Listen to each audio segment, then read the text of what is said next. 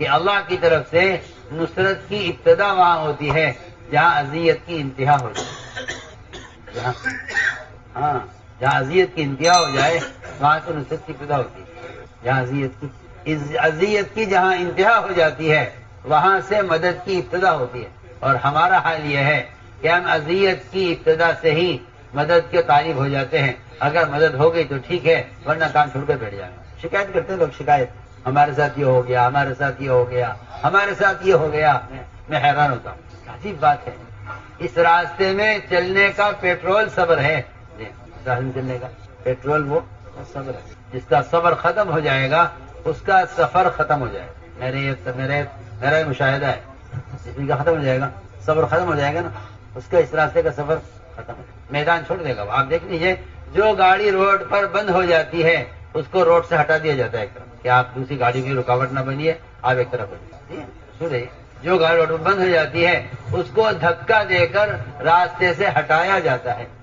سنو میں کیا کہہ رہا ہوں، اس کو راستے سے کیسے دھکا دے کر دیا، ہٹاؤ اس کو راستے سے، کیونکہ یہ اس کا صبر نہ کرنا اور اس کا نہ چلنا یہ دوسروں کے رکاوٹ بن رہا ہے. میرے انتہائی محترم بزرگوں، دوستوں، عزیزوں، یہ اللہ رب العزت کا ضابطہ ہے قیامت تک کے لیے کہ اللہ رب العزت آدم علیہ السلام سے لے کر دنیا میں آخری آنے والے مسلمان تک ہر ایمان والے کو اللہ تعالی آزما کر دیکھیں گے. اس کو آزما کر دیکھیں گے کہ یہ ہمارے کام کے قابل ہے یا نہیں. یہ آزمائش آدم علیہ السلام سے لے کر قیامت تک آنے والے مسلمانوں کی ہوگی. اس لیے کہ کوئی شخص بھی آمنا کہہ کر جنت میں داخل نہیں ہوگا، اور کوئی بھی آدمی آمنا کہہ کر اللہ تعالیٰ اس کے ایمان کو قبول نہیں کریں گے جب تک اللہ تعالیٰ اس کو آزما کر نہ دیکھے. یہ اللہ نے عام امت کے لیے، عام لوگوں کے لیے فرمایا. اللہ تعالیٰ کسی کو چھوڑیں گے نہیں صرف آمنا کہنے پر، بلکہ اللہ رب العزت ان کو آزمائیں گے اور آزمانے کے بعد فیصلہ فرمائیں گے کہ یہ ایمان والے ہیں یا نہیں، اور آزمانے کے بعد فیصلہ فرمائیں گے کہ ہمیں ان سے کام لینا ہے یا نہیں. یہ اللہ تعالیٰ کا ضابطہ ہے. اللہ نے صاف فرما دیا قرآن میں، الف لام میم حسب الناس ان یترکوا ان یقولوا آمنا وهم لا یفتنون. کیا یہ گمان کر لیا ہے لوگوں نے کہ وہ آمنا کہیں گے ہم ان کا ایمان قبول کر لیں گے؟ نہیں، بلکہ ہم ان کو آزما کر دیکھیں گے. ہم ان کو آزما کر دیں. یہ آزمائش ہر زمانے میں ہوگی. اللہ رب العزت نے سب سے پہلے ملائکہ کو آزمایا. ملائکہ اللہ تعالیٰ کی ایک مقرب اور ایک بہت عبادت گزار اور ایک گناہوں سے معصوم مخلوق ہے. گناہوں سے معصوم ایک مخلوق ہے. گناہوں سے معصوم ایک مخلوق ہے. اللہ نے نہ آزمایا. اور آزمائی اس طرح ہوتی ہے کہ اللہ رب العزت اچانک حکم لاتے ہیں مخلوق کی حیثیت کے خلاف. مخلوق کی حیثیت کے خلاف. دیکھنا یہ ہے کہ اب تک عبادت جو کی ہے، اب تک جو ہمارا کام کیا ہے، اس سے ان کے اندر تواضع پیدا ہوئی یا کبر پیدا ہوا، ان میں عبدیت پیدا ہوئی یا ان کے اندر بڑائی پیدا ہوئی. اللہ تعالیٰ اس کو آزمانے کے لیے اچانک حکم لاتے ہیں حیثیت کے خلاف. حکم لاتے ہیں حیثیت کے خلاف. یہ بات بہت غور کرنے کی ہے. حکم لاتے ہیں حیثیت کے خلاف، دیکھنے کے لیے کہ ان کے اندر اب تک کی عبادت سے تکبر پیدا ہوا ہے یا تواضع پیدا ہوا ہے. حیثیت تھی ابلیس کی، عقل کی حیثیت، علم کی حیثیت، عمل کی حیثیت. کیا آج کو رام حضرات سے اس زمانے میں بھی یہ بات ہے کہ علم کا کبر، عمل کا کبر انسان کے اندر پیدا ہوتا ہے. اس لیے کہ ترقی یہ نہیں ہے کہ آپ کام پابندی سے کر رہے ہیں. ترقی یہ ہے کہ اگر ہم آپ کے معمول کے خلاف کوئی حکم لے آئیں، آپ اس کو پورا کرتے ہیں یا نہیں کرتے. آپ اسے پورا کر دیں تو آپ کی ترقی ہے، آپ اسے انکار کر دیں تو آپ کی محرومی ہے. یہ نہیں کہ آپ اس جگہ رکے رہیں گے. یہ بات بہت غور کرنی ہے. اگر آپ پورا کر دیں حکم تو ہم ترقی دیں گے آپ کو، اور اگر آپ نے انکار کر دیا ایک حکم کا تو آپ سارے احکام سے محروم کر دیے جائیں گے. جو آپ اب تک کر رہے تھے اس کے قابل بھی آپ نہیں رہیں گے. یہ اللہ تعالیٰ کا جو حکم آتا ہے سب سے پہلے حیثیت کے خلاف. چنانچہ اللہ تعالیٰ نے ملائکہ کو حکم دیا کہ آدم کو سجدہ کریں. امر ہے اللہ کا، اور اللہ کا امر ہونا کافی ہے پورا کرنے کے لیے. اس کے لیے کوئی وجہ تلاش کرنا یا علت تلاش کرنا یا وجہ معلوم کرنا، اس کی کوئی گنجائش نہیں ہے. اس کی کوئی گنجائش نہیں. اچانک حکم آیا کہ سجدہ کرو آدم. اس میں ملائکہ کا امتحان تھا. چنانچہ تمام ملائکہ نے سجدہ کیا اللہ کے امر کی وجہ سے. یہ نہیں دیکھا کہ ہم پرانے ہیں یہ نایا ہے، ہم اعلیٰ ہیں یہ ادنا ہے، امر ہے اللہ۔ ابلیس نے انکار کر دیا، ابلیس نے انکار کیا۔ اس انکار کی کیا وجہ ہے؟ اس انکار کی وجہ یہ ہے کہ ہم اعلیٰ ہیں یا ادنا ہے، ہم پرانے ہیں یا نایا ہے، یہ انکار کی وجہ ہے۔ اس لیے کہ کسی حق بات کو قبول کرنے کے لیے سب سے بڑی رکاوٹ حسد بنتا ہے۔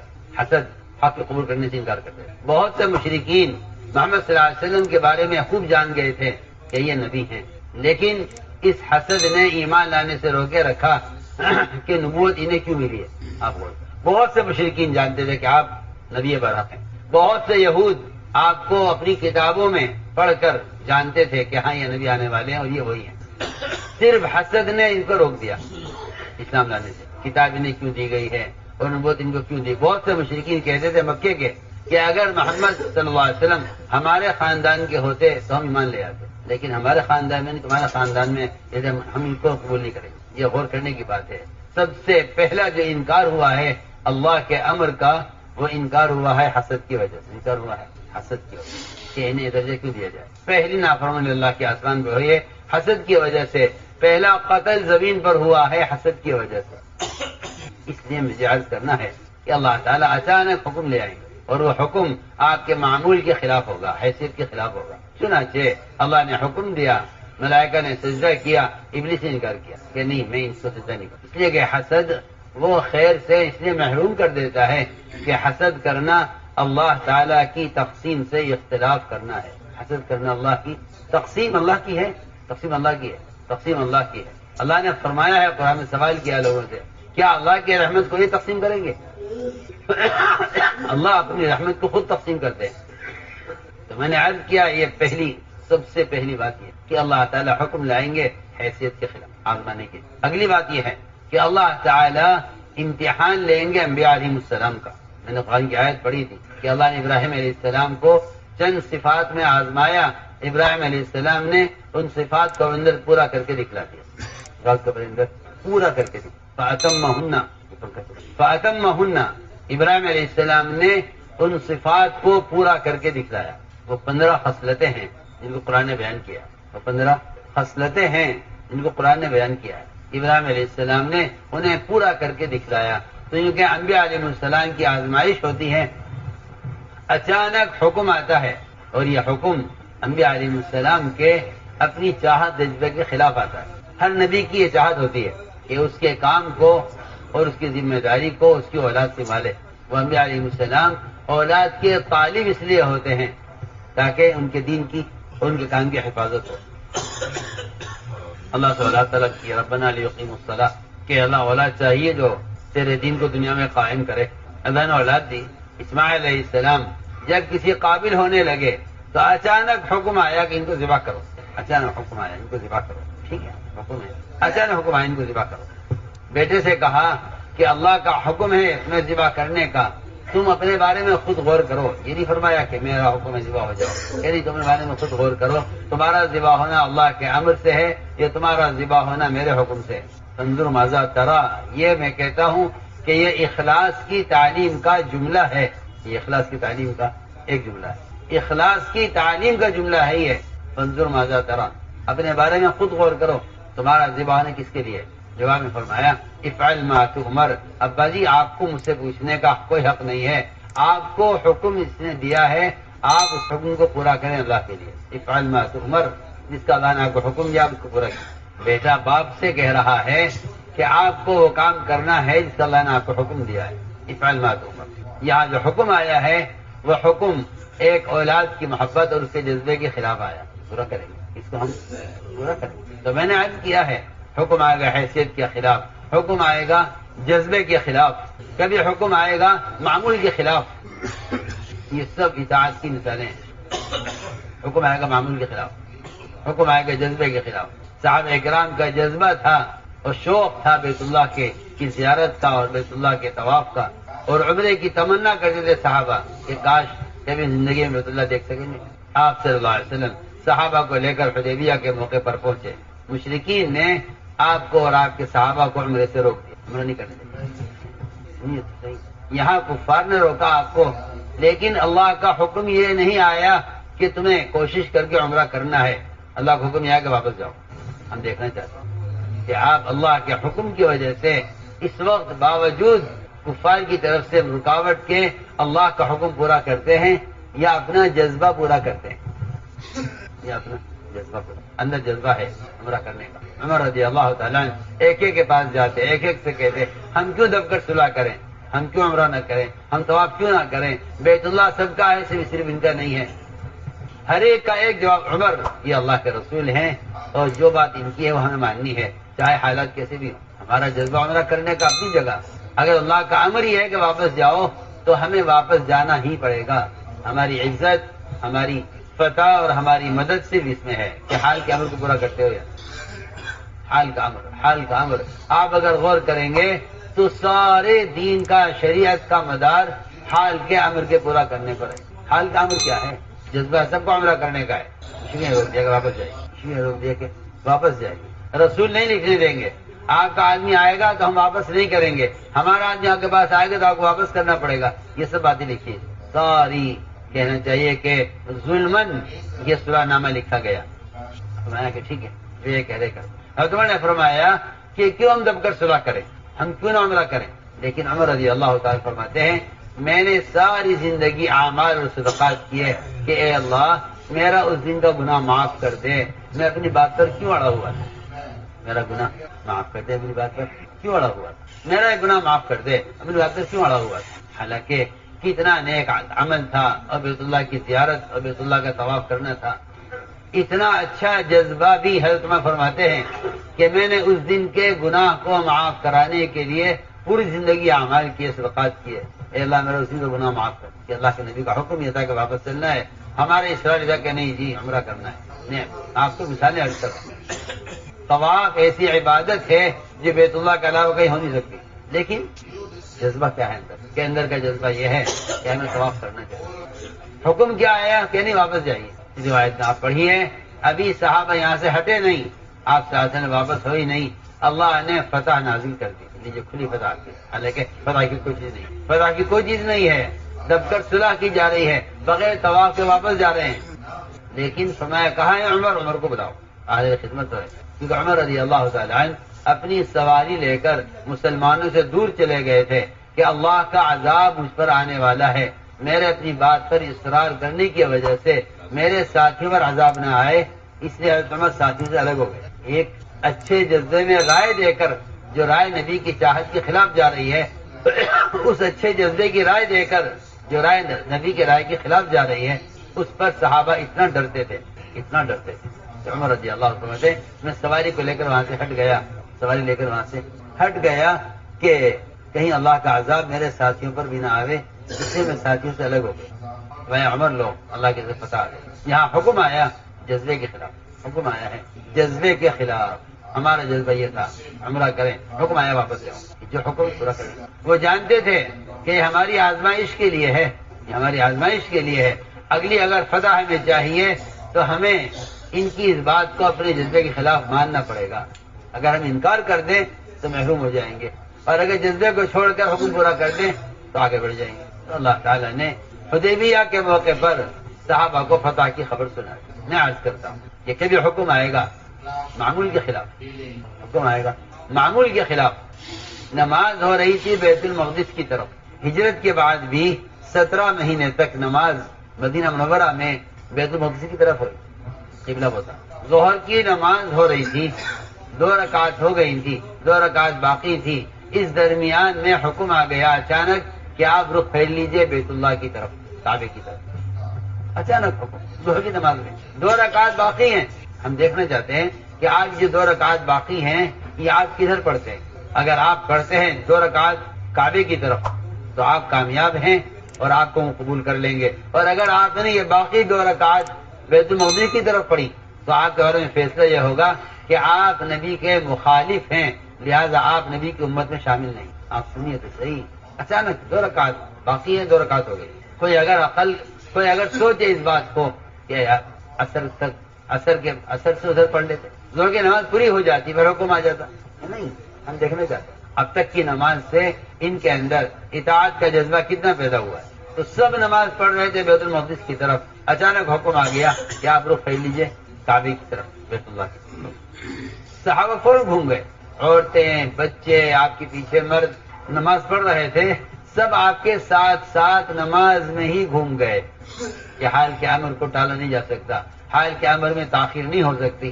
اب تین قسم کے لوگ، کفار، یہود، منافقین، ان تینوں نے اعتراض کیا۔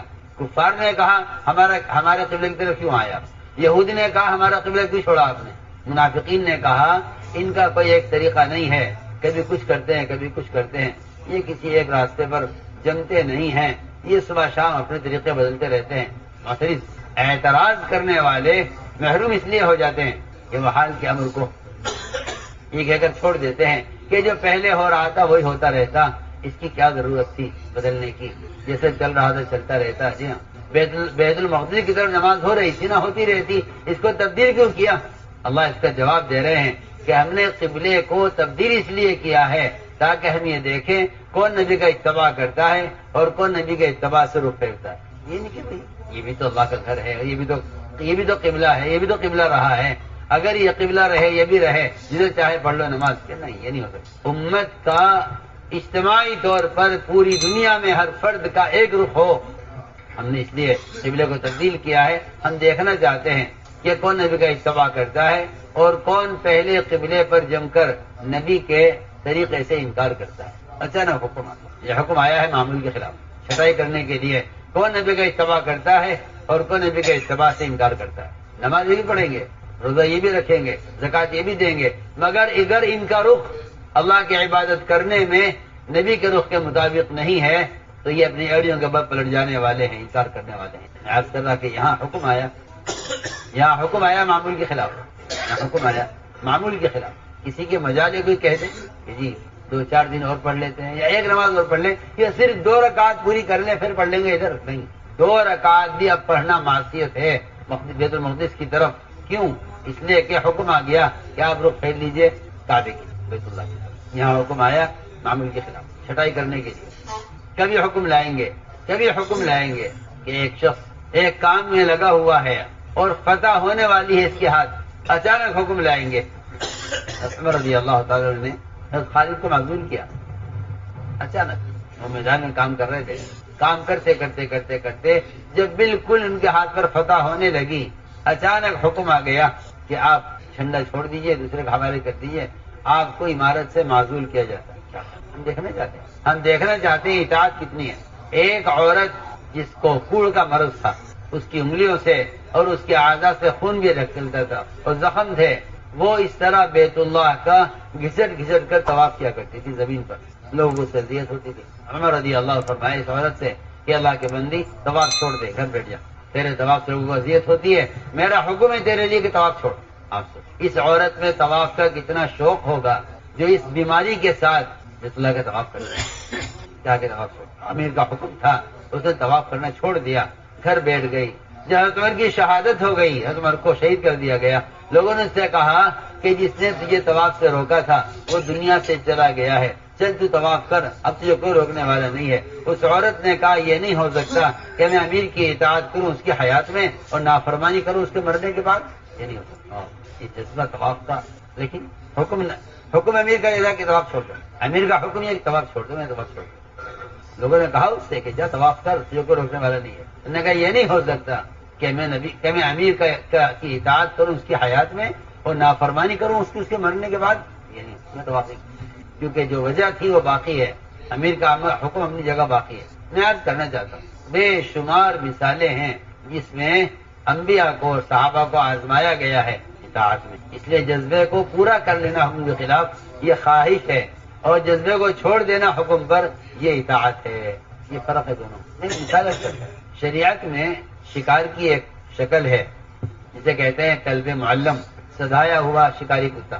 لوگ کتے پالتے ہیں شکار کے لیے اور اس کتے کو بھیجتے ہیں شکار پر، وہ دوڑ کر طاقت سے شکار کو پکڑ لیتا ہے اور اللہ کے مالک کے حوالے کر دیتا ہے۔ سوال یہ ہے کہ اس کا شکار کب حلال ہو سکتا ہے؟ دھیان سے بات، اس کا شکار کب حلال ہو سکتا ہے؟ کیونکہ اس کے شکار کا حلال ہونے کے لیے 3 چیزیں لازمی اور ضروری ہیں۔ پہلی بات تو یہ ہے کہ اس کتے کو شکار پر جب چھوڑا جائے تو کتے کا مالک بسم اللہ پڑھ کر چھوڑے، اگر اس نے جان بوجھ کر بسم اللہ نہیں پڑھی ہے تو شکار حرام ہے، ایک بات۔ دوسری شرط یہ ہے کہ جب یہ شکار کو چھوڑے، جب یہ کتے کو چھوڑے شکار کی طرف اور یہ کتا شکار کو پکڑ لے تو یہ اس میں سے خود نہ کھائے، لا کر مالک کو دے۔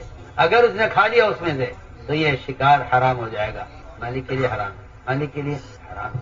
کیوں؟ اس لیے کہ اس کتے کے اندر امانت داری نہیں ہے۔ آپ سوچیں تو صحیح، اگر ایک کتا امانت دار نہیں ہے تو اس کے شکار مالک کے لیے حرام ہو جاتا ہے۔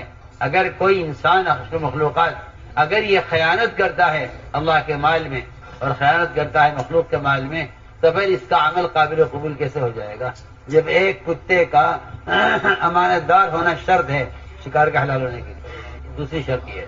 تیسری شرط یہ ہے کہ جب آپ نے کتے کو دوڑایا شکار کے پیچھے، یہ دوڑ رہا تھا شکار کے پیچھے، ابھی قریب پہنچنے کو تھا، اچانک آپ نے آواز دے کر کتے کو روک دیا، کتے کو آپ نے روک دیا، یہ آپ کی آواز سنتے ہی وہی رک جائے اور شکار کو چھوڑ دے، اس پر حملہ نہ کرے، مالک نے منع کر دیا۔ اگر یہ کتا آپ کے اشارے پر رک جاتا ہے تب تو اس کتے کا شکار حلال ہو سکتا ہے، اور اگر یہ آپ کے اشارے پر رکتا نہیں ہے اور آپ کی مخالفت کرتا ہے، آپ روک رہے ہیں مگر وہ جا کر حملہ کرتا ہے تو یہ شکار آپ کے لیے حلال نہیں۔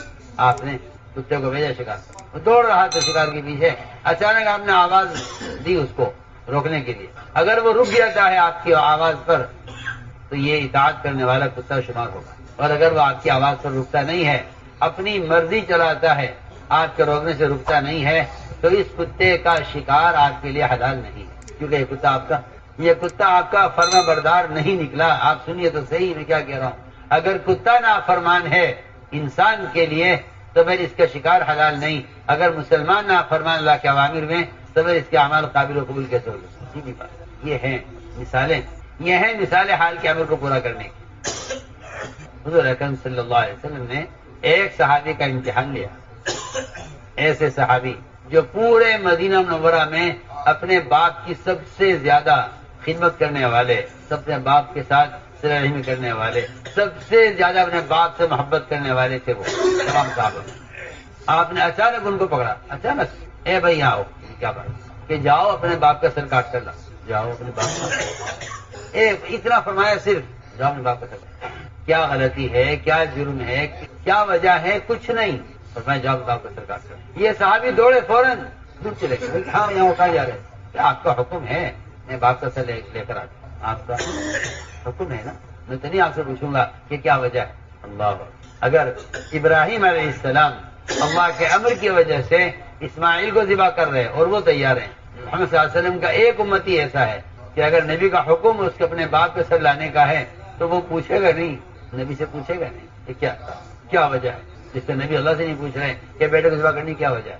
وہ تو معصوم ہے، بالکل بچہ تو معصوم ہے، بڑے آدمی سے تو کوئی غلطی ہو بھی سکتی ہے، انہوں نے بھی نہیں پوچھا کہ یا رسول اللہ کیا وجہ ہے، کیا میرے باپ کا سر منگوا رہے ہیں، بتائیے میں لے آؤں گا، مجھے وجہ بتا دیجیے۔ اس زمانے کا مسلمان دین کے احکام کی وجہ معلوم کرنا چاہتا ہے کہ یہ حکم کس وجہ سے ہے، اس کی کیا ضرورت ہے۔ اور آپ غور کر لیجئے کہ ایک صحابی کو سے آپ فرمائیں باپ کا سر لے کر آؤ، وہ دوڑے، میں کہاں جا رہے کیا آپ کا حکم ہے، میں تو پوچھوں گا نہیں کہ کیا وجہ ہے، فرمائے نہیں ہاں آؤ، ہم دیکھنا چاہتے تھے کہ تمہیں باپ سے محبت زیادہ ہے یا ہم سے محبت زیادہ۔ آپ بولے کیا جذبہ، کتنی فطری محبت باپ سے فطری محبت ہے، مگر ہم امتحان لیں گے کہ آپ کو محبت ہم سے زیادہ ہے یا باپ سے زیادہ۔ تو میں نے عرض کیا کہ حال کا امر اچانک آئے گا، ہم دیکھیں گے کہ آپ حال کے امر کو پورا کرتے ہیں۔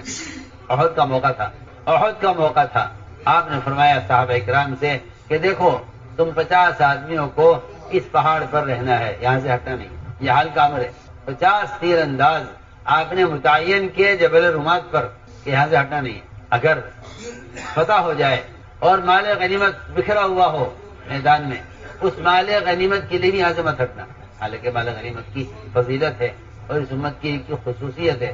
اگر فتح ہو جائے تو مال غنیمت کے لیے یہاں سے مت ہٹنا، اور اگر شکست ہو جائے اور ہماری لاشیں پڑی ہوئی ہوں زمین پر، آسمان سے پرندے اتر کر ہماری لاشوں سے گوشت کھا رہے ہوں، ان پرندوں کو ہماری لاشوں کے احترام میں اڑانے کے لیے بھی یہاں سے مت ہٹنا، حال کا امر آپ نے فرمایا کہ اگر آسمان سے پرندے اتر کر ہماری لاشیں پڑی ہوئی ہوں میدان میں، کوئی ہماری لاش سے چیل کبوں کو اڑانے والا نہ ہو اور وہ ہمارا گوشت کھا رہے ہوں تو ان کو اڑانے کے لیے بھی یہاں سے مت ہٹنا. بھائی شہداء کی لاشیں پڑی ہیں زمین پر اور پرندے اس میں سے گوشت کھا رہے ہیں, چلو ایک آدمی جا کے نہیں ہٹا اڑا دے کے نہیں. اور اگر فتح ہو جائے اور مال غنیمت پڑا ہوا ہو زمین پر اور لوگ سمیٹ رہے ہوں مال غنیمت, تم یہاں سے مت ہٹنا. یہ حال کا عمل ہے, آزمائش ہے. ان کے امیر تھے 50 صحابہ پر, عبداللہ بن جبیر. انہوں نے کہا امیر صاحب اجازت دیجیے ہم نیچے اتریں, اب تو فتح ہو گئی ہے, میدان خالی ہو گیا, دشمن میدان چھوڑ کے جا چکا ہے. فرمایا نہیں, اللہ کے نبی کا حکم یہ ہے کہ یہاں سے ہٹنا نہیں. نے کہا جی اب تو حالات بدل گئے ہیں. یہ آج کل لوگ کہتے ہیں تو حالات بہت بدل گئے, وہ پرانی بات تھی, وہ پرانی بات تھی. آپ نے فرمایا یہاں سے ہٹنا مت. ان کے امیر صاحب نے کہا نہیں میں اجازت نہیں دوں گا. انہوں نے اصرار کیا, امیر صاحب نے اجازت نہیں دی, اس لیے کہ امیر کی نافرمانی براہ راست اللہ کے رسول کی نافرمانی. انہوں نے اصرار کیا, نہیں مانے, اور ان 50 میں سے 40 صحابہ. مال غنیمت کی فضیلت, مال غنیمت کی فضیلت اپنی جگہ ہے, لیکن اگر حال کا امر یہ ہے کہ مال غنیمت چھوڑ دو تو اس کو چھوڑ دینا اطاعت ہے, اور اس کو حاصل کرنے کے لیے جگہ سے ہٹنا نافرمانی ہے. 50 میں سے 40 صحابہ نیچے اترے. ادھر دشمن نے دیکھا کہ ایک گھاٹی خالی ہو رہی ہے اور یہاں کے لوگ ہٹ گئے ہیں, راستہ کھل گیا ہے. انہوں نے پلٹ کر حملہ کیا اور سارا میدان احد واپس گیا مشرکین کے ہاتھوں میں, اور سخت حالات ہے مسلمانوں پر, اور زخم سب کو آئے. اللہ کے نبی صلی اللہ علیہ وسلم کی کہ قتل کی خبر اڑ گئی میدان میں, اور صحابہ کے حوصلے پست ہو گئے, ہمتیں ٹوٹ گئی. میں ایک مثال دے رہا ہوں, حال کے امر کو چھوڑ دیا مال غنیمت کی وجہ سے. اس کا نقصان یہ ہوا کہ سارا میدان فتح ہونے کے بعد, مسلمانوں کے ہاتھ میں آنے کے بعد پورا میدان واپس گیا مسلمین کے ہاتھوں میں. ایسی لڑائی گھمسان کی ہوئی, صحابہ نے صحابہ کو قتل کیا. پتہ ہی نہیں تھا کون اپنا ہے کون پرایا ہے, کیونکہ جب اجتماعیت ٹوٹ جائے گی اور اطاعت ختم ہو جائے گی تو مسلمان میں پہچان بھی ختم ہو جائے گی. اس واقعے سے ایک صحابی کو قتل کیا, ایک صحابی پیچھے ان کے بیٹے چیخ رہے حضرت حذیفہ کہ میرے والد ہیں یبان کو قتل نہ کرو, یہ تو صحابی ہیں, کچھ نہیں سنا, تو پتہ ہی نہیں کون ہے یہ. کہ جب مسلمان اور کفار آپس میں مل گئے تو کسی کو پتہ نہیں تھا کون غیر ہے کون اپنا. جہاں اطاعت نہیں رہے گی وہاں اجتماعیت نہیں رہے گی, جہاں اجتماعیت نہیں رہے گی وہاں مسلمان کی پہچان ختم ہو جائے گی.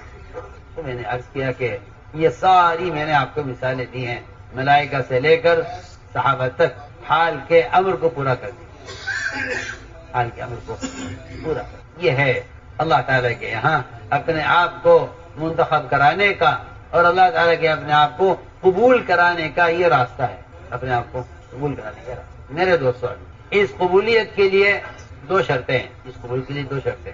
ایک شرط تو صبر کی ہے کہ آدمی صبر کرے, کیا کرے, صبر کرے. ایک شرط تو صبر کی ہے کہ بندہ صبر کرے, اور دوسری شرط یہ ہے کہ اپنے اندر صفات قبولیت پیدا کرے, صفات قبولیت پیدا کرے.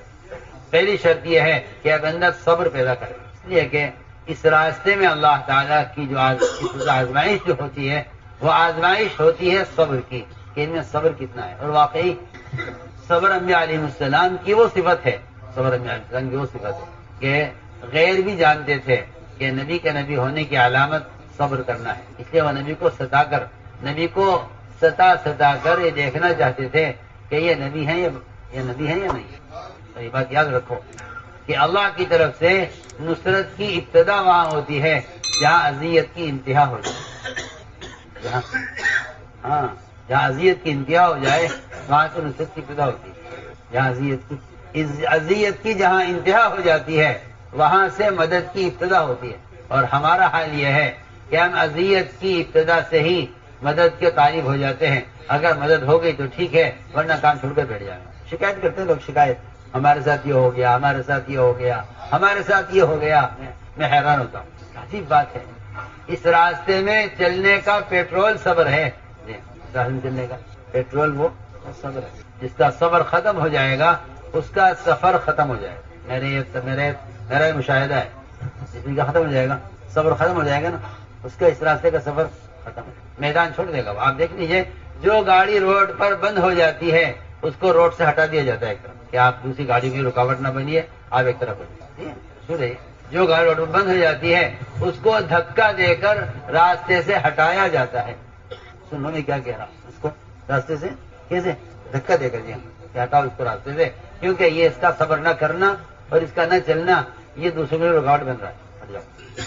میں بہت بنیادی بات کر رہا ہوں کہ جو صبر نہیں کریں گے اللہ ان کو راستے سے ہٹا دے گا. ہماری بات پر توجہ دینا کہ صبر ایسی لازمی چیز ہے انسان کے ساتھ، جس طرح گاڑی کے چلنے کے لیے پیٹرول لازمی چیز. لوگ لمبے راستے پر اگر چلتے ہیں تو اپنے ساتھ زائد تیل لے کر چلتے ہیں کہ راستے میں کہیں پیٹرول پمپ نہیں ہے تو تیل لے کر چلنا. بڑے ٹرک بھی ہوتے ہیں تیل لے کر چلتے ہیں کہ راستے میں کہیں پیٹرول پمپ نہیں. اگر تیل ختم ہو گیا تو گاڑی نہیں چلے گی. میں کہنا چاہتا ہوں کہ اگر صبر ختم ہو گیا تو پھر صبر کب تک ہے؟ اس کے لیے حدیث میں کوئی مدت متعین ہوئی ہو، 2 سال 4 سال 6 سال. ابو ذر غفاری رضی اللہ تعالیٰ عنہ سوئے ہوئے تھے مسجد میں. آپ نے اٹھا کر پوچھا ابو ذر مسجد میں کیوں سو رہے ہو؟ آج کیا میرا کوئی گھر نہیں ہے مسجد میں سو رہے. مسجد میں کہ میں نے کوئی گھر نہیں بنایا. تو میں اے ابو ذر تمہیں مدینے والے مدینے سے نکالیں گے تم کیا کرو گے؟ کہ ملک شام چلا جاؤں گا. ملک شام سے نکالیں گے پھر کیا کرو گے؟ کہ مدینے میں آ جاؤں گا واپس. میں مدینے سے تمہیں پھر نکالا جائے گا پھر کیا کرو گے؟ کہ جب مجھے یہاں کے عمرا ستائیں گے زیادہ تو اب میں تلوار لے کر ان کا مقابلہ کروں. تو میں نہیں ابو ذر درگزر کرتے رہنا اور معاف کرتے رہنا اور صبر کرتے رہنا یہاں تک کہ میری تمہاری ملاقات حوض کوثر پر ہو جائے. کہاں تک صبر؟ جی ہاں حوض کوثر تک صبر. ہاں لوگ سوال کرتے ہیں تب تک ہم کب تک صبر کریں؟ لوگ سوال کرتے ہیں ہم صبر کب تک کریں؟ لوگ صبر کے لیے دن گنتے ہیں. حالانکہ اس راستے کا صبر ایسا ہے کہ کوئی آدمی اس میں سال بھی نہیں گن سکتا کہ کتنے سال صبر کرے. سیدھی بات ہے کہ صبر کب تک ہے؟ موت تک. صبر کب تک؟ موت تک. اس لیے ہم نے عرض کیا کہ اللہ تعالیٰ کی طرف سے آزمائش ہوتی ہے کہ ان میں صبر کتنا ہے. غیر جانتے تھے. یہود اپنی کتابوں کے اندر پڑھا کرتے تھے کہ ایک نبی آئیں گے محمد صلی اللہ علیہ وسلم آخری نبی ہوں گے، ان کی یہ صفات ہوں گی یہ صفات ہوں گی. اس میں لکھا ہوا تھا یہود کی کتابوں میں کہ ان کے اندر ایک صفت ہے صبر کی، ایک صفت ہے حلم و بردباری کی. ان کو ستایا جائے گا تو وہ برداشت کریں گے اور اگر ان کو اذیت دی گئی تو وہ بدلہ نہیں لیں گے. چنانچہ روایت میں ہے کہ زید بن ثعلبہ جو یہود کے بڑے عالم تھے آپ کے بارے میں اپنی کتابوں میں پڑھا اور آپ کی تلاش میں نکلے اور آپ سے ملاقات ہوئی. آپ کا چہرہ دیکھتے ہی سمجھ گئے کہ ہاں یہ وہی ہیں جن کو اپنی کتابوں میں پڑھا. لیکن ان کے اندر ایک صفت صبر کی ہے اور وہ صبر کی صفت کا ہمیں اندازہ نہیں ہو سکتا جب تک ان کو ستایا نہ جائے. جب تک ستایا نہ جائے. آپ سنیے تو داعی کے داعی ہونے کی علامت ہے یہ، نبی کے نبی ہونے کی علامت ہے یہ. تو ان کو ستائے بغیر معلوم نہیں ہوتا کہ یہ دین کے داعی ہیں اور یہ نبی ہیں. ان کو ستا کر دیکھا جائے. روایت میں آتا ہے کہ زید بن ثعلبہ آپ کے سامنے بیٹھے ہوئے تھے. اچانک ایک جگہ سے تقاضا آیا فلاں علاقے کے مسلمان جو نئے مسلمان ابھی اسلام میں داخل ہوئے تھے وہ پریشان ہیں، ان کا قحط سالی آ گئی ہے، ان کی مدد کے لیے مال کی ضرورت ہے. یہ بیٹھے ہوئے تھے. ان کو موقع اچھا لگا. انہوں نے کہا کہ انہیں قرض دو پھر وقت سے پہلے اپنا قرض کا ان سے مطالبہ کرو. زید بن ثعلبہ نے آپ کو مال پیش کیا کہ میں آپ کو یہ سونا دیتا ہوں تو تھوڑا قرض کے آپ یہ لیجیے اور مجھے اتنی کھجوریں اس تاریخ میں اس کے بدلے میں دی. تاریخ طے ہو گئی اس قرض کی ادائیگی کی. آپ نے وہ سونا قرض لیا ان سے اور وہ مسلمانوں کی مدد کی. یہ زید بن ثعلبہ ٹوہ میں لگے ہوئے تھے کہ کوئی ایسا موقع ملے کہ میں ان کے ساتھ زیادتی کروں تاکہ مجھے پتہ تو چلے کہ یہ نبی ہیں یا نہیں. بہت گزرتا گیا. 3 دن باقی تھے قرض کے ادا کرنے میں. اچانک آپ صلی اللہ علیہ وسلم بقی میں تھے. یہ اچانک آئے سامنے سے زید بن ثعلبہ اور آپ کا گریبان پکڑا اور آپ کو دھکا دیا دیوار کے ساتھ اور آپ کو الزام دیا کہ تم قریشی ٹال مٹول کرتے ہو، قرضہ وقت ادا نہیں کرتے. حالانکہ بھی 3 دن باقی تھے. آپ کو دھکا دیا، آپ سے سخت لہجے میں بات کی، آپ کے گریبان پکڑا. تمہارا دیا یہ منظر دیکھ رہے تھے اور تمہوں نے تلوار نکالی اور فرمایا ایسا اجازت دے دیجیے کہ میں اس یہودی کو قتل کر دوں. اس یہودی کو میں قتل کر اجازت. آپ نے فرمایا کہ عمر یہ تم نے کیا کیا؟ دیکھو یہ بہت سمجھنے کی بات. امت میں جتنا فتنہ اور فساد ہے اپنے حمایتی کو ابھارنے کی وجہ سے لوگ اپنے حمایتی کو ابھارتے ہیں، اپنے حمایتی کو اپنا محسن سمجھتے ہیں، اپنے حمایتی کی تائید کرتے ہیں، اپنے حمایتی کا ساتھ دیتے ہیں اور تیار کرتے ہیں اسے اپنے دشمن کے لیے. صحیح میں کیا کہہ رہا ہوں؟ تیار کرتے ہیں اسے. حالانکہ اس کام کو اصول ہے کہ دشمن کو نوازو اور حمایتی کو دباؤ. ایک آدمی آپ کی حمایت کرے تو آپ کو چاہیے کہ اپنے حمایتی کو دبا کر رکھیں، اور جو آپ کو ستا رہا ہے آپ اس پر احسان کریں، اس کو قریب کریں۔ آپ نے بجائے اس کے کہ آپ عمر کو کہتے کہ بھئی تم میرے آدمی ہو، دیکھو تم نے میرا ساتھ دیا ہے، اس کے خلاف آپ صلی اللہ علیہ وسلم نے حضرت عمر رضی اللہ عنہ فرمایا، عمر یہ تم نے کیا کیا؟ تمہیں چاہیے تھا کہ مجھ سے کہتے کہ میں اس کا حق ادا کروں، اور اس کو تم اسلام میں اپنے حق کا مطالبہ کرنے کا طریقہ بتلاتے کہ اسلام میں اپنے حق کا مطالبہ کرنے کا طریقہ یہ ہے۔ عمر تم نے کیا کیا؟ عمر تم نے غلط کیا ہے کہ تم اس کو تلوار کی دھمکی، جاؤ اس کو لے جاؤ، ابھی 3 دن باقی ہیں قرض کی ادائیگی میں، مگر ابھی لے جاؤ اور اس کا قرض دے دو، اور اس کے قرض ادا ہونے کے بعد اس کو 70 کلو کھجوریں اور زیادہ دینا۔ 70 کلو بتلانا ہے نا کہ ہم نبی ہیں، بتلانا ہے نا ہمیں کہ ہم نبی ہیں۔ نبی اپنا تعارف صرف اپنی علامتوں سے نہیں کرتے، نبی اپنا تعارف اپنے مزاج سے کرانا چاہتے ہیں۔ نبی کا مزاج کیا ہے؟ فرمایا ان کو لے جاؤ، ان کو ان کا حق دو، اور 70 کلو کھجوریں زیادہ دینا۔ کیوں زیادہ دینا؟ کہ تم نے اس کو قتل کی دھمکی دی ہے، تمہاری غلطی ہے، اس کی غلطی کا کوئی ذکر نہیں ہے، اس کی غلطی کا کوئی تذکرہ نہیں، اس نے کیا کیا؟ ان کو لے جاؤ، ان کو ان کا حق دو، اور 70 کلو کھجوریں زیادہ دے۔ لے گئے وہاں، ان کو ان کا حق دیا، قرضہ پورا ادا ہو گیا۔ جب سارا قرضہ ادا ہو گیا تو تمہارے نے 70 کلو کھجوریں اور دی، یہ کیا؟ میرا تو حق پورا ہو گیا، آپ زائد کیوں دے رہے؟ کہ بھائی بات یہ ہے کہ میں نے تلوار سے آپ کو قتل کی دھمکی دی تھی آپ کے نبی کے ساتھ زیادتی کرنے پر، اس لیے اللہ کے نبی کا حکم تھا کہ ان کو 70 کلو کھجوریں زیادہ دے۔ میرے دوستو عزیزو، احسان کے 3 درجے ہیں، احسان کرنے کے 3 درجے ہیں۔ ایک سب سے گھٹیا درجہ ہے، سب سے ادنا درجہ ہے، جس کو میں اور آپ سمجھتے ہیں کہ یہ بہت اعلیٰ درجہ ہے احسان کا۔ اس زمانے میں گھٹیا درجہ اعلیٰ بنا ہوا ہے، ادنا درجہ احسان کا سب سے اونچا درجہ بنا ہوا ہے، جس کو میں اور آپ احسان سمجھتے ہیں۔ وہ یہ کہ کوئی ہم پر احسان کرے تو ہم اس پر احسان کریں، اس کو ہم سمجھتے ہیں کہ یہ احسان کا اعلیٰ درجہ ہے، حالانکہ یہ احسان کا سب سے گھٹیا درجہ ہے۔ آپ احسان کریں اپنے محسن پر، یہ تو آپ کے ذمہ واجب ہے۔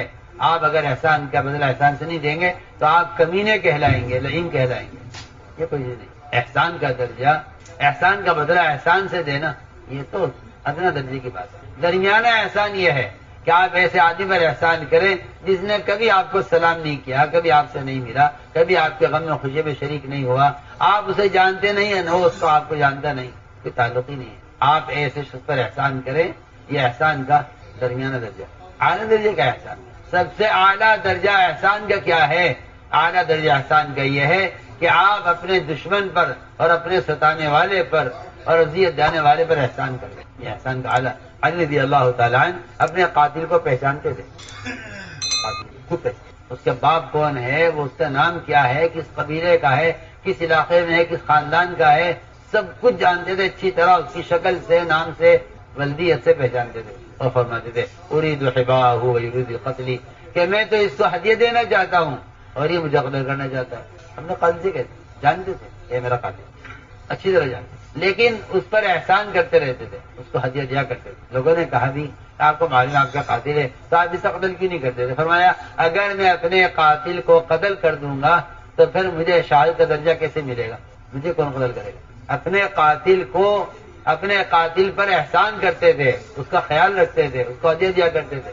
لوگوں نے آپ کو معلوم ہے کہ یہ آپ کا قاتل ہے تو اپنی حفاظت کے لیے اسے قتل کر دیں، یعنی اسے قتل کر دوں گا تو پھر مجھے قتل کون کرے گا؟ مجھے تو شہادت درجہ ملے گا نہیں۔ تو میں نے تو مثال عرض کی ہے کہ نبی کی آزمائش ہوتی ہے کہ صبر میں نبی کو آزمایا جاتا ہے، ان میں صبر کتنا ہے، ان میں صبر کتنا ہے۔ اس لیے میرے بزرگ دوستو عزیزو، اس راستے میں جو ناگواری پیش آئے اس کو صحابہ کی ناگواری میں تلاش کیا کرو، اس راستے میں جو ناگواری پیش آئے، اس راستے میں جو ناگواری پیش آئے اس کو صحابہ کی ناگواری میں تلاش کیا کرو، تو اس سے استقامت پیدا ہوگی، اس سے استقامت پیدا ہوگی۔ اور اس راستے کی ناگواریوں پر بجائے شکایت کرنے کے شکر کیا کرو کہ اللہ میں تو اس قابل نہیں تھا، تو مجھ پر وہ تکلیف لایا ہے جو تکلیف انبیاء اور صحابہ پر آئی ہے۔ تو میں سمجھتا ہوں کہ اس راستے کی تکلیفیں شکایت کرنے کے لیے نہیں بلکہ شکر کرنے کے لیے، اس راستے کی تکلیفیں شکایت کرنے کے لیے بلکہ شکر کرنے۔ اللہ تعالیٰ شکر، تو نے مجھے اس قابل سمجھا کہ تو مجھ پر نبیوں علیہ کی تکلیف لایا ہے، اے اللہ تیرا شکر ہے کہ تو نے مجھے اس قابل سمجھا کہ تو وہ تکلیف مجھ پر لایا ہے جو تکلیف انبیاء علیہ السلام پر آئی ہے۔ اس لیے میرے دوستو عزیزو، میں نے ایک بات عرض کی ہے کہ اس راستے میں چلنے کا جو ایندھن ہے اور جو طاقت ہے چلنے کی، وہ صبر ہے۔ وہ کیا ہے؟ وہ صبر ہے۔ اور ساری مددیں اور ساری فتوحات اور سارے وعدے صبر کے ساتھ ہیں، سارے وعدے صبر کے ساتھ، یہ سارے وعدے صبر کے ساتھ۔ اس لیے اس راستے میں جو اذیت پیش آئے، اس اذیت کو انبیاء علیہ السلام کی اذیتوں میں تلاش کرو کہ یہ بات انبیاء کو کہاں پیش آئی ہے، یہ بات انبیاء علیہ السلام کو کہاں پیش آئی ہے۔ اس لیے سب سے زیادہ اس راستے میں آگے بڑھنے کا جو ذریعہ ہے وہ صبر کرنا ہے، وہ صبر کرنا ہے۔ اور اللہ تعالیٰ کے وعدہ ہے کہ اگر تم نے صبر اختیار کیا اور اللہ سے ڈرتے رہے تو پھر جتنی باطل اقوام میں تمہارا کوئی نقصان نہیں کر سکے گی۔ وَإِن تَصْبِرُوا وَتَتَّقُوا لَا يَضُرُّكُمْ كَيْدُهُمْ شَيْئًا إِنَّهُ مَن يَتَّقِ وَيَصْبِرْ، کہ تقوی اختیار کرے گا صبر کے ساتھ کہ اللہ تعالیٰ ان کی محنت کو ضائع کرنے والے نہیں۔ اس لیے میں نے عرض کیا، دو باتیں ہم نے عرض کی شروع سے کہ ایک تو اللہ تعالیٰ امتحان لیں گے، ایک اللہ تعالیٰ امتحان لیں گے اور آزمائیں گے۔ اس آزمائش میں جو کامیاب ہو جائیں گے، اس آزمائش میں جو کامیاب ہو جائیں گے، اللہ تعالیٰ انہیں ان سے اپنا کام لینے کا فیصلہ کریں گے۔ اور اس آزمائش میں ناکام ہو جائیں گے تو اللہ نے صاف فرمایا لا ینال عہد الظالمین، کہ میرا ظالموں سے کوئی وعدہ نہیں ہے، ظالموں سے میرا کوئی وعدہ نہیں، ظالموں سے میرا کوئی وعدہ نہیں۔ اس لیے اپنے آپ کو اللہ کے یہاں قبول کروانا ہے، اور اس قبولیت کے لیے جو بنیادی شرط ہے وہ صفات قبولیت۔ ورنہ میرے دوستو، شہرت اور قبولیت دونوں الگ الگ چیزیں ہیں۔ آدمی مشہور تو ہو سکتا ہے لیکن مقبول نہیں ہو سکتا۔ قبولیت کا تعلق شہرت سے نہیں ہے، قبولیت کا تعلق صفات قبولیت سے ہے، قبولیت کا تعلق صفات قبولیت سے۔ ورنہ ہر مشہور آدمی مقبول نہیں ہے۔ شہرت میں قبولیت میں فرق ہے، شہرت زمین سے اٹھتی ہے، آسمان تک نہیں پہنچتی، اور قبولیت ساتویں آسمان سے چلتی ہے اور زمین پر اتاری جاتی ہے۔ اعلان ہوتا ہے اللہ کی طرف سے، فلاں ابن فلاں سے اللہ محبت کرتے ہیں، ملائکہ تم بھی ان سے محبت کرو۔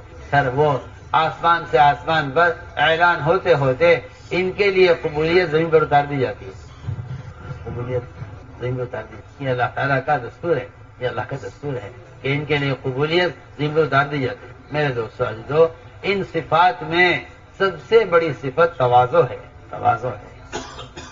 اس لیے کہ جو آدمی جس میں تواضع ہوگی وہ حق کو قبول کر لے گا، وہ حق کو قبول کر لے گا۔ جس میں کبر ہوگا وہ حق کا انکار کر دے گا، وہ حق کا انکار کر دے گا۔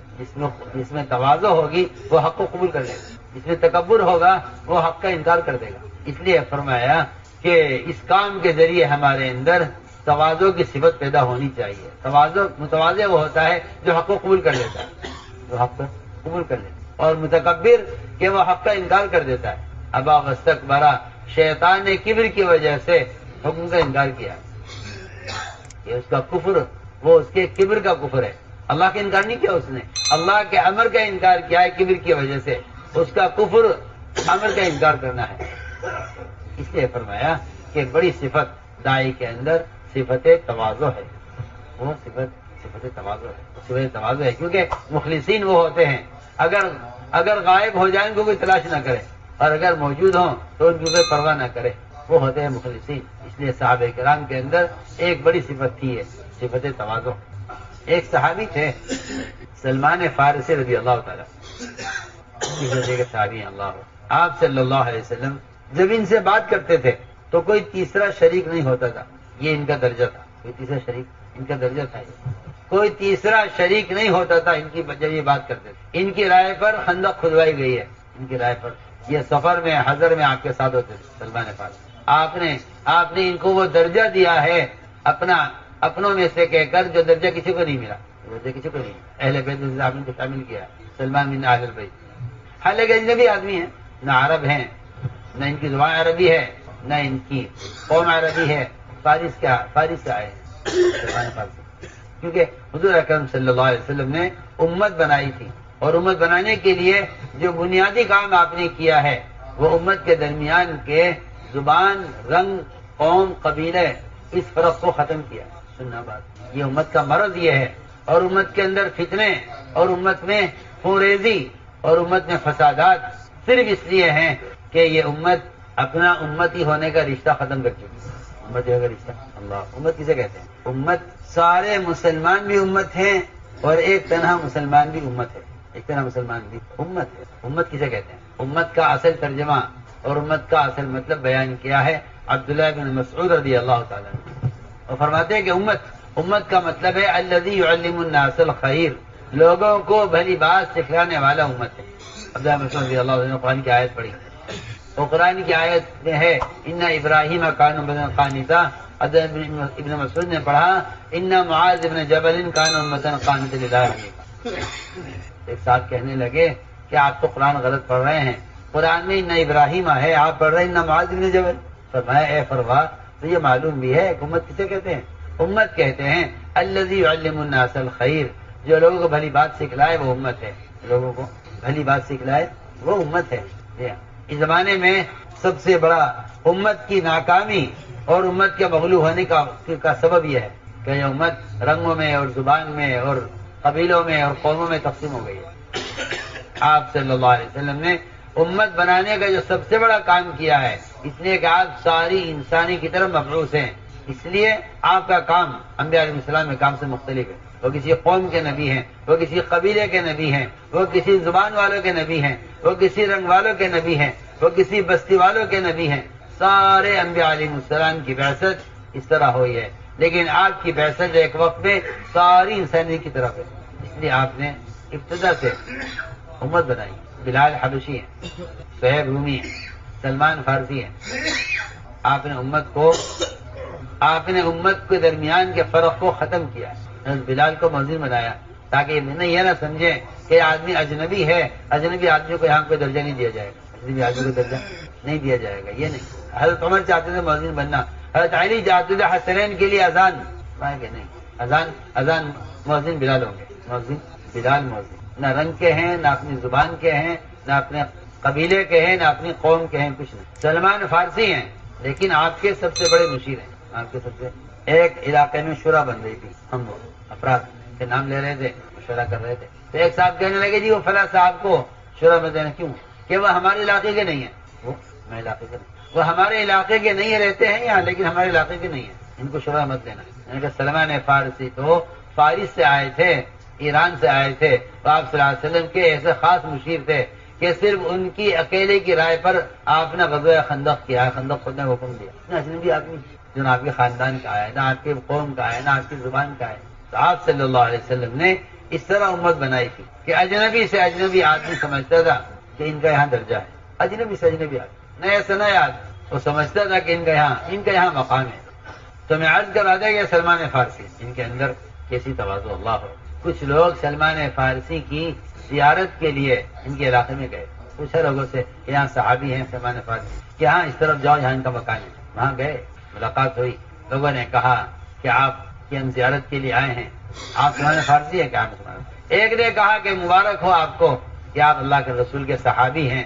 فرمایا کہ میں صحابی نہیں ہوں، میں صحابی نہیں ہوں۔ آپ سلمان فارسی نہیں کہا، سلمان فارسی تو میرا نام ہے مگر میں صحابی نہیں ہوں۔ یہ لوگ وہاں سے اٹھ گئے اور کہنے لگے یہ کوئی اور سلمان فارسی ہے، ہمیں تو ان کی تلاش ہے جو صحابی تھے۔ اٹھتے اٹھتے ایک نے پوچھ لیا کہ کیا آپ نے اللہ کے نبی کو دیکھا ہے؟ کیوں نہیں دیکھا؟ سفر میں حضر میں ساتھ رہتے تھے، غزوات میں ہم ساتھ رہتے تھے، آپ ہم سے مشورہ کرتے تھے، ہم آپ کی صحبت میں رہتے تھے، پھر آپ کیسے کرے آپ صحابی نہیں ہیں؟ فرمانے لگے ہمارے صحابی ہونے کا فیصلہ تو اس کے بعد ہوگا، اگر ہمارا حشر قیامت میں آپ کے ساتھ ہو گیا تب فیصلہ ہوگا صحابی ہونے کا۔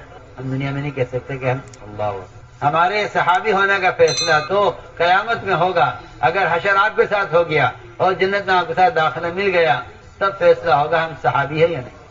یہاں ہم کچھ نہیں کہتے۔ میرے دوستو عزیزو، ایسی تھی صحابہ میں تواضع، ایسی صحابہ میں تواضع تھی۔ تو میں نے عرض کیا ہے بڑی صفت ہے یہ صفت تواضع، کہ متواضع آدمی حق کو قبول کر لے گا، متواضع آدمی حق کو قبول کر لے گا۔ اور اگر کبر ہے تو میں آپ کو صاف بات کر دیتا ہوں، مشورے میں اصرار بھی جو ہوتا ہے وہ تکبر کی وجہ سے ہوتا ہے کہ نہیں جی ہمیں تو یہ کرنا ہے، ہمیں تو یہ کہنا ہے، ہمیں تو یہ کرنا ہے۔ منافقین میں تکبر ہوا کرتا تھا، اس لیے عبداللہ بن ابی بن سلول نے احد کے موقع پر اصرار کیا تھا، ہماری تو رائے یہی ہے کہ ہم مدینے میں رہ کر لڑیں گے، احد کے میدان میں ہم نہیں جائیں گے، ہماری رائے نہیں ہے، اگر ہمیں رائے پر عمل کریں گے آپ کے ساتھ دیں گے، اگر ہمیں رائے پر عمل نہیں کریں گے ہم آپ کے ساتھ نہیں دیں گے۔ یہاں سے دو جماعتیں بنی ہیں، ایک جماعت آپ صلی اللہ علیہ وسلم کے ساتھ احد کے میدان میں اتری 700 صحابہ کی، اور 300 صحابہ وہ منافق کی رائے پر سے متاثر ہو کر وہ رک گئے۔ اور یہ آپ ذرا بچہ پڑی، اس نے اصرار کیا کہ نہیں ہماری رائے یہی،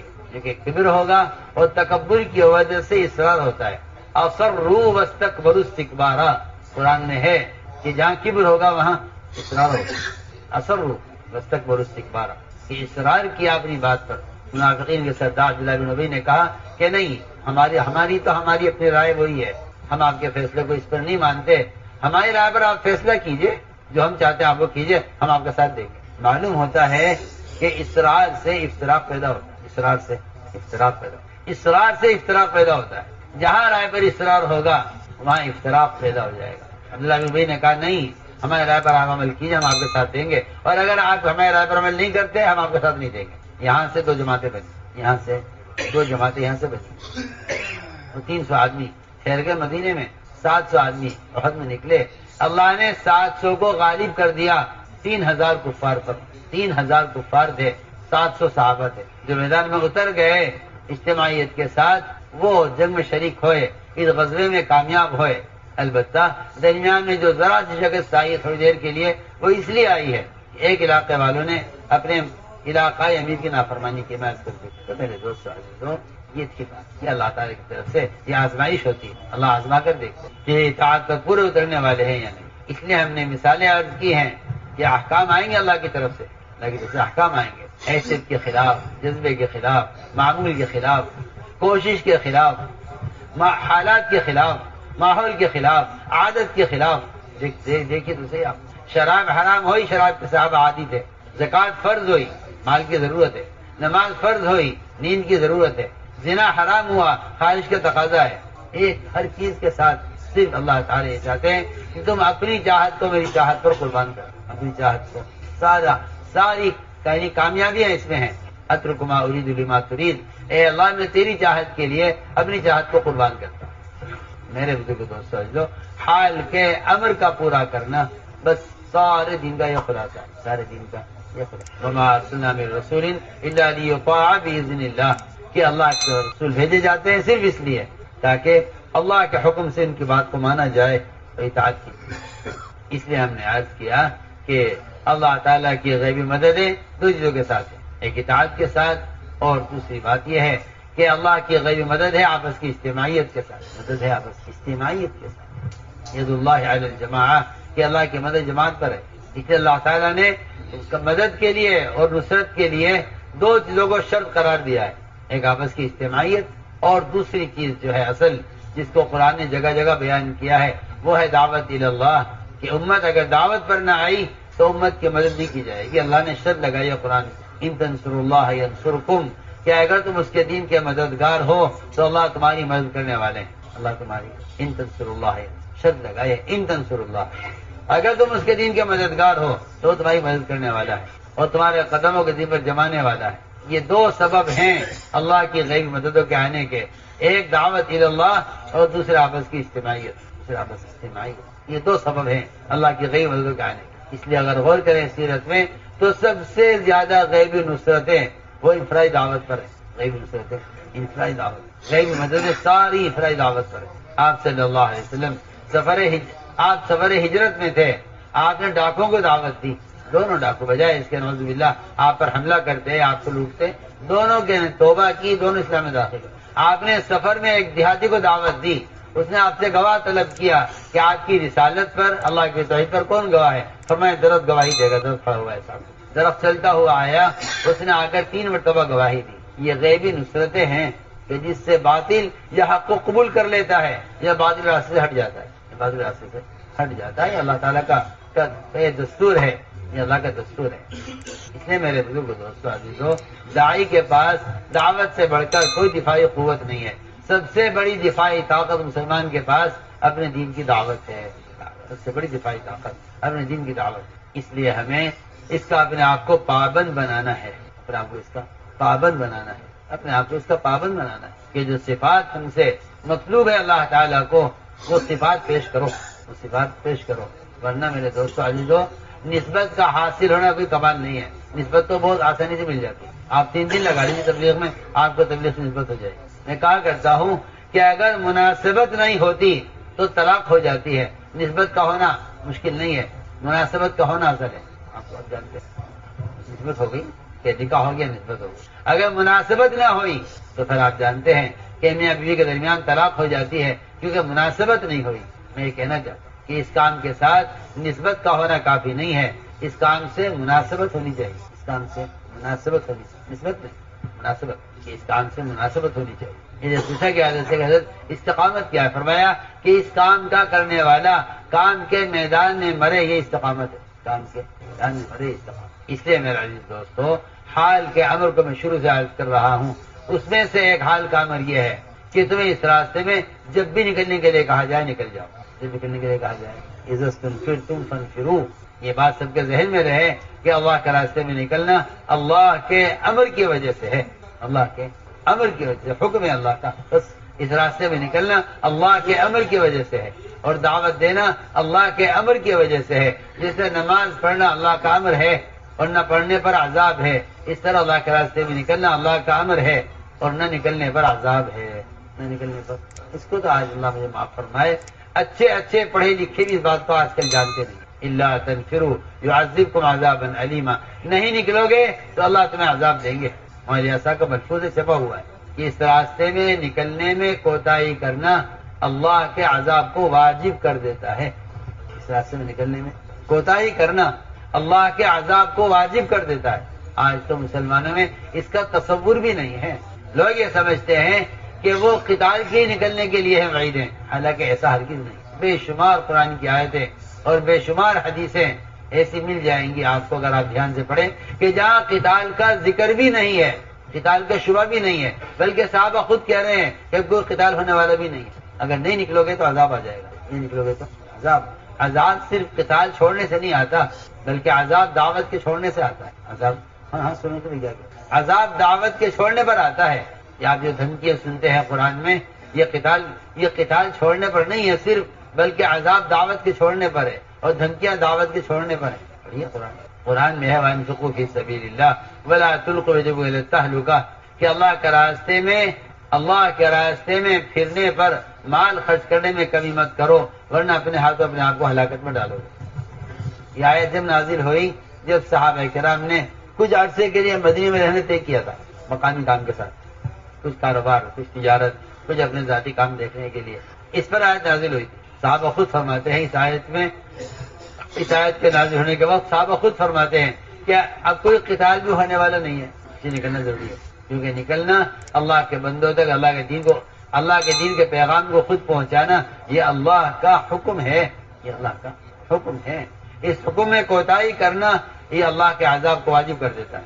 اس لیے میرے دوستو اس کام کو اللہ کا امر سمجھ کر کرو. اس کام کو اللہ کا امر سمجھ کر, یہ کام اللہ کا امر ہے. اور نکلنا اور پھرنا یہ تو دعوت کا قوام ہے.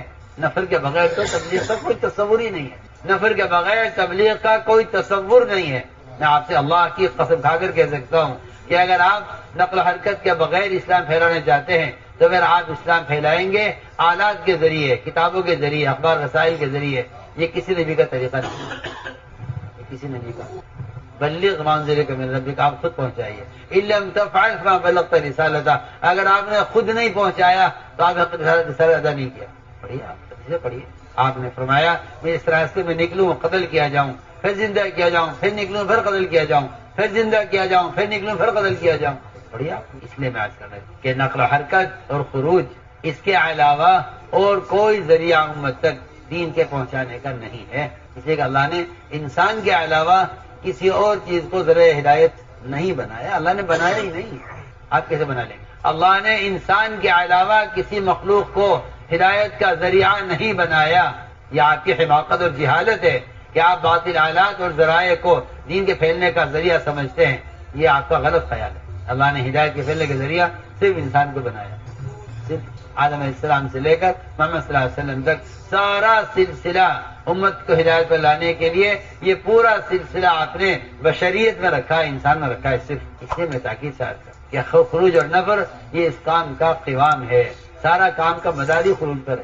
اگر نفر نہیں ہے تو کوئی دعوت نہیں, کوئی تبلیغ نہیں, کچھ نہیں. اور یہ شیطان کا دھوکہ لگا ہے اب آ کر کام کرنے والوں کو کہ پھرنا کوئی ضروری نہیں ہے, ایسا تو دین ہے. جی یہ دھوکہ ہے شیطان کا. اگر پھرنا عمل نہ ہوتا, پھرنا اللہ کا امر نہ ہوتا تو صحابہ کے واقعات آپ پڑھیے, مجھے کسی زنا، شراب، چوری، بہتان، ان بڑے بڑے گناہوں پر بھی کہیں ثابت نہیں کہ اللہ کے نبی کسی سے ناراض ہو گئے ہوں، بلکہ آپ کو ملے گا روایت میں کہ آپ صلی اللہ علیہ وسلم نے شراب پینے والے کے بارے میں یہ خود فرمایا ہے کہ دیکھو اس کو برا مت کہو، شراب پینے والے کو، یہ ہم سے محبت کرتا ہے، شراب پینے والے کو آپ فرما رہے ہیں۔ کہیں ثابت نہیں ہے، کوئی کہیں ثابت نہیں ہے نہ قرآن نہ حدیث میں کہ کسی کبیرہ گناہ کرنے والے سے اللہ کے رسول ناراض ہوئے ہوں، کہیں ثابت نہیں، سوائے ایک گناہ کے کہ جن صحابہ نے اللہ کے راستے میں نکلنے میں دیر کی، ان صاحب ناراض ہوئے، جنہوں نے اس وقت کا حکم ڈال دیا، ان سے ناراضگی 50 رات ناراضگی چلی ہے۔ کعب بن مالک کے دونوں ساتھی تھے، کتنی 50 رات ناراضگی، سلام کلام بند، بالکل پورے مدینے بیکاٹ کیا ان کا۔ کہیں ثابت کر دو کہ مدینے میں کسی زنا کرنے والے سے صحابہ نے بول چال بند کر دی ہو، شراب پینے والے سے ثابت، شراب پینے والے سے کہا کے بارے میں کہا یہ اسی سے ہم سے محبت ہے، اور زنا کرنے والے کو دیکھ کے فرمایا میں دیکھ رہا ہوں کہ یہ زنا کرنے والا جس کو رجم کیا گیا ہے یہ جنت کی نہروں میں غوطے کھا رہا ہے۔ بڑھیا، اگر ملی ہے ناراضگی کہیں محمد صلی اللہ علیہ وسلم کے صحابہ کے درمیان اور کہیں بائیکاٹ ملا ہے صحابہ کا آپ نے کیا ہے تو وہ صرف اللہ کے راستے میں نکلنے میں دیر کرنے میں، کہ اس سے بڑا کوئی اور سبب اللہ کی ناراضگی کا نہیں۔ اس لیے میرے دوست عزیزوں اس کو اللہ کا امر سمجھ کر دی کہ اللہ کا حکم ہے مسئلے کا۔ اس علماء نے لکھا ہے کہ انفرادی دعوت دینا ہر مسلمان کے ذمہ فرض عین ہے، کیونکہ اس کے پاس اس کی اپنی دفاعی قوت ہے، اس کے پاس دفاعی قوت، اور دفاعی قوت ہر مسلمان، ہر انسان استعمال کرتا ہے اپنی چیز کی حفاظت کے لیے۔ آپ جانتے رات کو اگر آدمی نکلے تو ڈنڈا لے کے نکلتا ہے ہاتھ میں، کتا نہ آ جائے، کوئی سانپ نہ آ جائے، ہاں دفاعی طاقت۔ ہر آدمی اپنی حفاظت کے لیے اپنے پاس دفاعی طاقت کا انتظام رکھتا ہے نا۔ آپ رات کو ٹہلنے کے لیے نکلے تو آپ ہاتھ میں ڈنڈا لے کے نکلتے، کوئی کتا نہ آ جائے، کوئی زہریلا جانور نہ آ جائے، ہاں پھر سے اندازہ کر لیجئے کہ ایک آدمی اپنی جان و مال کی حفاظت کے لیے جب دفاعی طاقت رکھتا ہے، انتظام رکھتا ہے، تو اپنے دین کی حفاظت کے لیے اس کے پاس اپنی دفاعی قوت کتنی ضروری ہے، وہ دعوت۔ اس لیے یہ عزم کرو کہ انشاءاللہ ہمیں اس کام کو کام بنا کر کرنا اور اپنے اندر یہ صفات پیدا کرنی۔ اس کے لیے ارادے فرماؤ قدم، جو علماء سال کے لیے آئے ہیں سال پیش کریں، جو علماء 4 ماہ کے جو علماء سال لگا چکے ہیں دوسرے سال کے لیے اور تیسرے سال کے لیے آپ کو پیش کریں، ہمت کر کے بتائیں بھائی، ہمت کر کے پیش کرے اپنے آپ کو تیسرے سال کے لیے۔ جی عبدالناصر آصف صاحب، مولانا نواب صاحب، سعید الاسلام صاحب دوسرا سال، اللہ بہت قبول فرمائے۔ جی سال کے بعد میں دوسرا سال چل رہا ہے، اس کا دوسرا سال 5 مہینے کے لیے بھی بتائیں۔